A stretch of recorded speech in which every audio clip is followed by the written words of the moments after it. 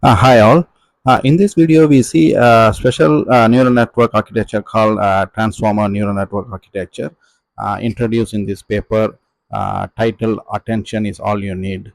So this is a neural network architecture where it is being utilized for formulating a chat GPT with other component like a specialized training called unsupervised pre-training with supervised fine-tuning.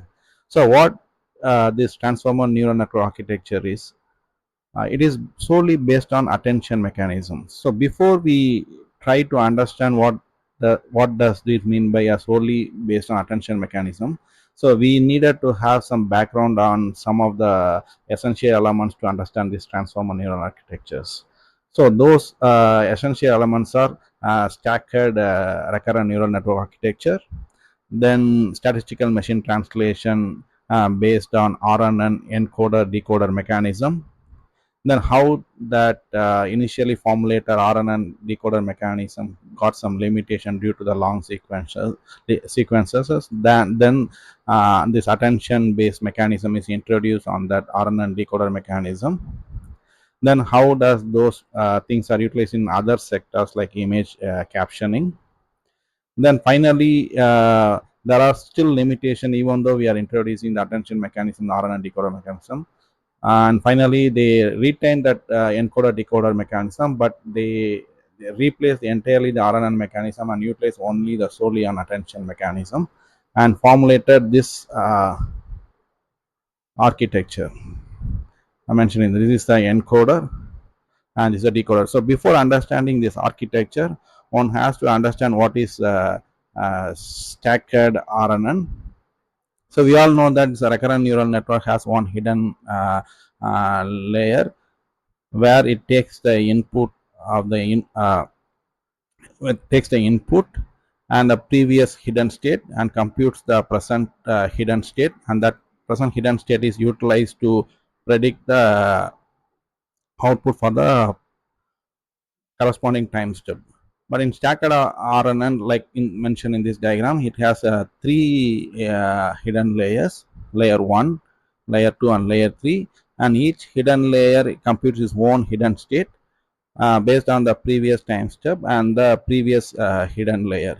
And all those computer hidden layer hidden states are utilized to compute the predicted output.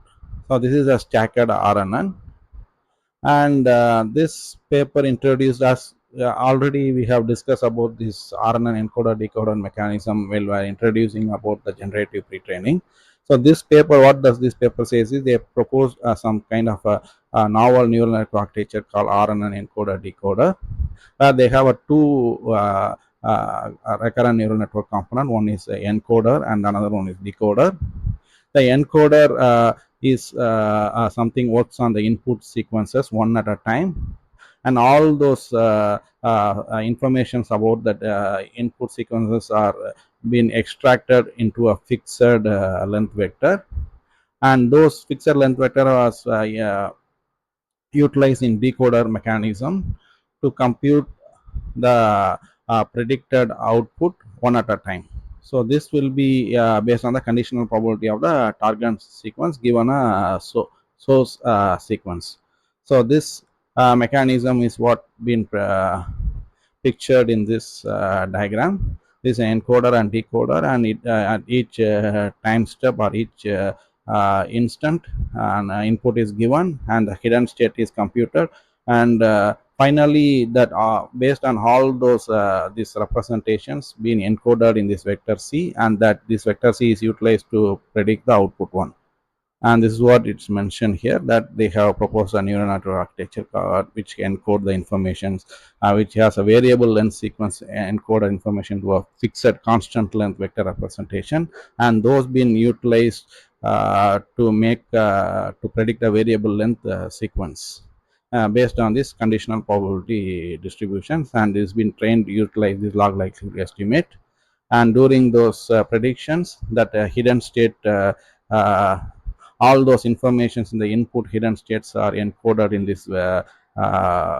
this vector C, and that is being utilized in the decoder to compute the hidden state of the decoder utilizing the same like vanilla RNN, that that previous time step input and the previous time step hidden state, and along with that the whole synthesis of the input sequence is encoded in this C. So this is the one. But what does this paper says is the same from the same group. They says that previously we encoded all those information into a fixed length vector, which is really a big bottleneck in improving the performance. So what does they try to do in this paper is they try to retain the same mechanism, but instead of putting all those information of the input sequence into a fixed length vector, they try to utilize all those hidden state informations in a systematically to predict in a decoder mechanism to predict the output. So what does this says is it's again they says that it's very hard for the encoder decoder mechanism to only depending upon that fixed length output, especially for the test sentences which are longer than during the training corpuses. And this encoder decoder mechanism deteriorates rapidly as the length of the input sentences increases.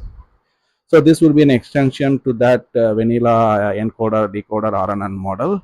And what the extension is something like the instead of that fixed length so representation, it utilizes all those source sentence representation at each steps in a weighted average fashions that we will be seeing in this in this one. So what does this says is we know that at input sequence that every instant that hidden state is computed until the length of the input sequence. Those all those input sequences were being utilized to compute that input sequence representations. And as mentioned in the previous paper, only that final state output hidden state is utilized as C, and that is being utilized to predict the output in the decoder mechanism. But instead of throwing away all those information and only utilizing the final step, all these informations hidden in H1 to HT are utilized to compute this C. How that been computed is mentioned in this section 3. So for each instant decoding, that there will be that the corresponding representations will be computed, and that corresponding representation computed will be utilized to compute the decoder hidden state. That decoder hidden state will be utilized to compute the predictor output for the ith step. So how does this ith step input sequence representation is computed, called as context vector, is computed, is what mentioned in this equation, that it will be like kind of utilizing all those hidden states from 1 to t at that particular instant, and using some kind of weighted factors. This weighted factor is being computed utilizing these equations, and which depends upon EIJ. The EIJ will be depends upon how that that jth hidden state will be correlated with that decoder corresponding ith that input hidden state. So based on these correlations, this alpha ij will be computed. That alpha ij weighted factor will be utilized to give some weightage to that particular jth hidden state. So this will give you where to focus, and which jth word has to be focused, and which not necessarily to focus will be computed based on the values of this alpha ij. So by this we can use all the informations of only throwing away the essential informations. This is what the logical behind this called the attention mechanism. That's what it's mentioned in all these beautifully written words. So this decoder having an attention mechanism, and it relieves the encoder from the burden of having to encode all the information in the source sentences into a fixed length vector. So therefore it is selectively that informations are retrieved by the decoder based on that ith step accordingly. So that will be depending upon how this probability of a alpha ij is computed, and that alpha ij value will be based on how that target yi aligned or translated from a source vector.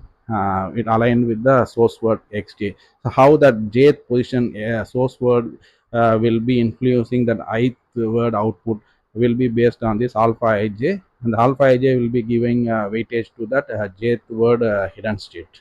So this is what the concept behind that attention mechanism. So this kind of attention mechanism is also utilized in the image captioning. It's the same kind of RNN encoder decoder mechanism as explained earlier. It has an encoder decoder mechanism, but here the encoder, here the concept is for that input image what kind of description has to be, sequence of words has to be described. So here the input image information is encoded by a convolutional neural network, and those features are being encoded in the AI1 to AL, like H1 to HT. Those features have been captured through the convolutional neural networks, and these features, how much weightage patches of each AI1 to AL is a patches of images, local patches, and this which patch has to give weightage to give the description, the corresponding word descriptions will be based upon this uh, representation of the image vector called z. This z is computed as mentioned earlier through this mechanism, that similar to that one last time we have mentioned. And that once that has been alpha all those given some weighted average, and there will be some small transformations based on this, and that zt will be utilized in the LSTM decoder mechanism to compute one word at a time, and at the end of that it will give you some caption description. This is called a soft mechanism. And hard mechanism is something like only focusing on a one among all those this representation. It will selectively choose the most important one, and that most important one will be utilized as the representation vector z, and that z will be utilized in the LSTM to emit the captioning of the given image. The similar setup of hard attention and soft attention is being described in this paper. The same, it is neural machine translation. It's a stacked RNN where it is an encoder or decoder mechanism. And similarly, it has, as mentioned in the previous image captioning one, it has a global attention model. It means that soft attention where all those hidden state informations are utilized, and the corresponding weighted average is being computed, is what it's mentioned is like a soft mechanism. Here all the informations are utilized to compute this based on the correlation between that decoder hidden state and that particular jth word hidden state. And similarly, local attention mechanism is to selectively choose a few hidden states and having a bias on that, not giving an attention to all the one, only choosing a few among the hidden state based on certain setup, which we don't have to, which will not go deep into that. Only the thing is we understand that it's hard attention mechanism and soft attention mechanism, or a global attention mechanism, or a local attention mechanisms. So this attention mechanism is what utilized in this paper. It is some like kind of a stacked or multi-head attention mechanism is used to make and make some representation that is been fed into this our decoder mechanism. It itself has some certain kind of attention mechanism that we will be detailing possibly in the next lecture. And moreover, there is also an important paper called that's something a way to replace an attention mechanism by another concept called active memory. And what does this says is there are certain limitations in using some attention mechanism, and that limitation will be detailed in this paper. And what is the alternate remedy is to utilize another